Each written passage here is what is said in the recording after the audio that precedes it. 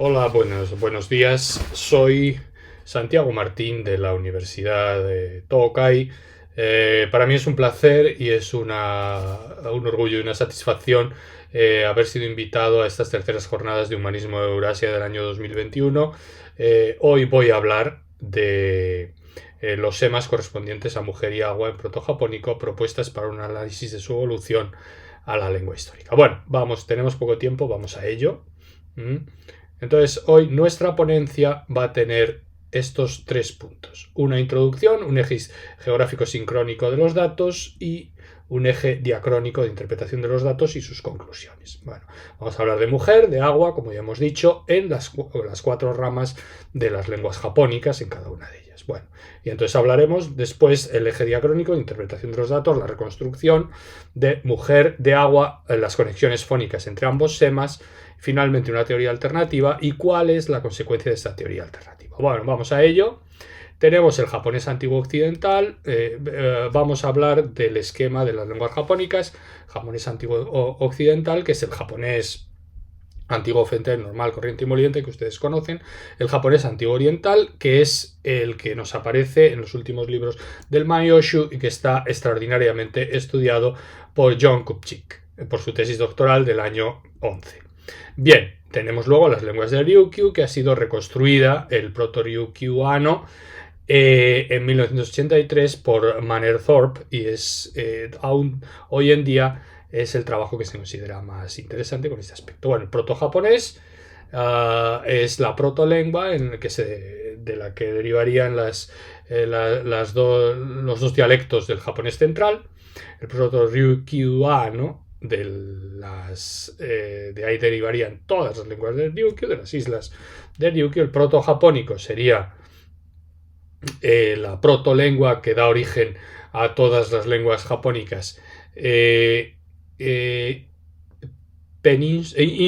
insulares, y el parajapónico, que son esos restos que nosotros tenemos aparecen en las glosas chinas, japonesas, coreanas, de las lenguas japónicas que sabemos que se hablaban en algún momento o lengua japónica o lenguas japónicas, no sabemos muy bien, que se hablaban en la península coreana. Bien, y tenemos la lengua origen de estas dos, que yo llamo pre-protojapónico, aunque se debería llamar se debería llamar algo así como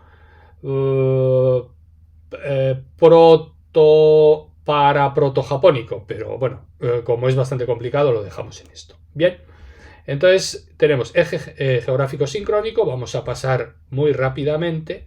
Estas son todas las formas que vamos a ver de forma de mujer que tenemos atestiguadas. Para agua tenemos todas estas, que no nos vamos a detener porque las vamos a ver más adelante de forma un poco más detenida. Bien, y la interpretación de los datos. Mujer, tenemos que hay estas tres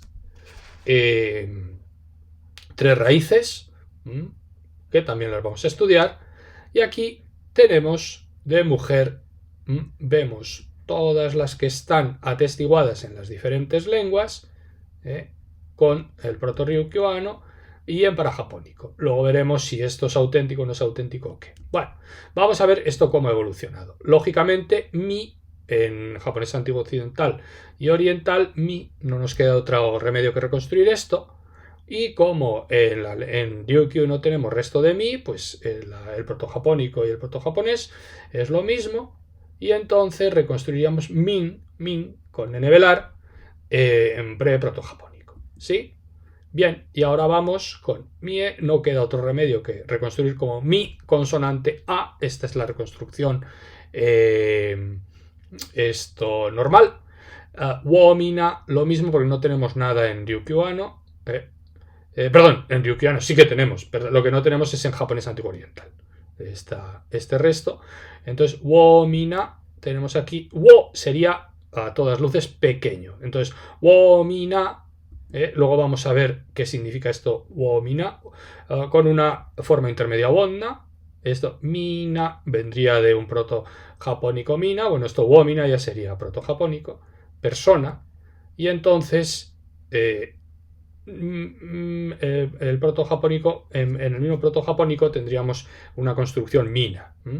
Y entonces de mina se derivaría o de mi consonante A o mina. Tendríamos cualquiera de estas dos formas que no sabemos muy bien. Esto es bastante controvertido y vamos a ver luego por qué. Bien, entonces tenemos problemas. Problema fundamental, esto ya decimos. Bien, problemas. ¿Cuál es el origen de mie? ¿Cuál es el valor del sufijo este consonante A? Si es mina, ¿por qué cae la N irregularmente? Y tenemos en agua, serían estas construcciones, y aquí tenemos mina, mid, mina, mid. Tenemos lo mismo en japonés antiguo occidental que en japonés antiguo oriental. Y mid, esto en Yonaguni. Y en proto-ryukyuano tendríamos med, y tendríamos una reconstrucción me con e abierta en parajapónico. Bien, vamos a ver cómo reconstruimos. Estos son habas contadas. Esto es lo natural. Todas las sonoras se reconstruyen con una nasal y una sorda. Aquí medu, como vemos midu, pues es lo mismo. Mentu, mi, nu. Ahí tenemos una vocal que no sabemos cuál es. Y lo mismo aquí en mentu. Tu, ¿qué significa? Líquido, puede ser. Y entonces tenemos que esto viene así. Esa vocal, ¿cuál sería? Bueno, pues podemos conjeturar que sea una A. Entonces tenemos minatu, y entonces men-atu. Ese men a min, del protojapónico al protojaponés, mena a menatu, es lo normal y lo corriente. Bueno, entonces tendríamos mena, que también es una evolución normal. Líquido, dentro, puede significar esa na, no lo sabemos muy bien. Y tenemos me en pre-proto-japónico. Bien, esto es lo que hay. Problemas. 1. ¿De dónde ha salido esa na y qué significa? ¿De dónde ha salido esa tu y qué significa? Bien, entonces continuamos. Ya vemos por qué me recibe una recaracterización na. ¿Por qué me na agua recibe también una recaracterización tu? Y conexiones fónicas entre ambos semas. Bueno, pues vamos a ponerlo aquí. Esta es mina, mena. Vemos que en un momento en proto-japónico, mujer y agua se dicen igual. Mina y mena. Y luego tenemos esta evolución.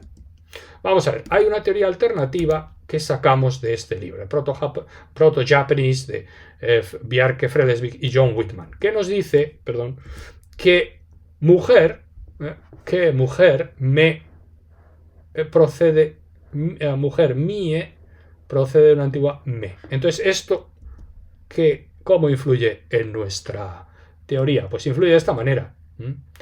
Estas dos formas tan controvertidas que ya decimos desaparecen y tendríamos mie, y esta mi, tenemos una me. Este proceso está muy documentado y se conoce como elevación de vocales medias.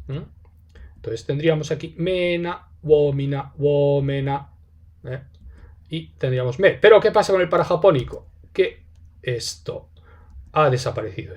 Esto no vale. Entonces esa forma men, esa forma antigua de min, no existe. Es un espejismo.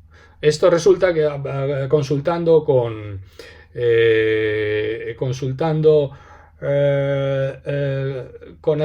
Alexandre Vovin la semana pasada me lo confirmó. Esto es un espejismo. Esto no ha existido nunca. Entonces aquí lo quitamos y es normal. En parajapónico no tenemos reconstrucción. Bien, y tenemos que aquí, en lugar de ser directa me, mi, es indirecta. Estos caminos hay que estudiarlos con más detalle, pero es algo bastante verosímil. Consecuencias. Bien, pues tenemos, al haber cambiado me aquí, tenemos mena y tenemos dos formas iguales para mujer y para agua. Aquí, de algún modo, se justifica esta conexión entre agua y mujer. Llega un momento en la lengua, en proto-japónico, en que mujer y agua se dicen igual, con acento diferente. Una sería mena y otra mena. pero son muy similares. Entonces, ¿qué es lo que sucede? Que menat posiblemente sea una recaracterización para diferenciar mena mujer de mena agua, que se convertiría en menat. Y luego, bueno, pues con la evolución normal. Conclusiones. Bien, la conclusión general es que mena mujer y mena agua, en un momento determinado, salvo el acento, se dice igual.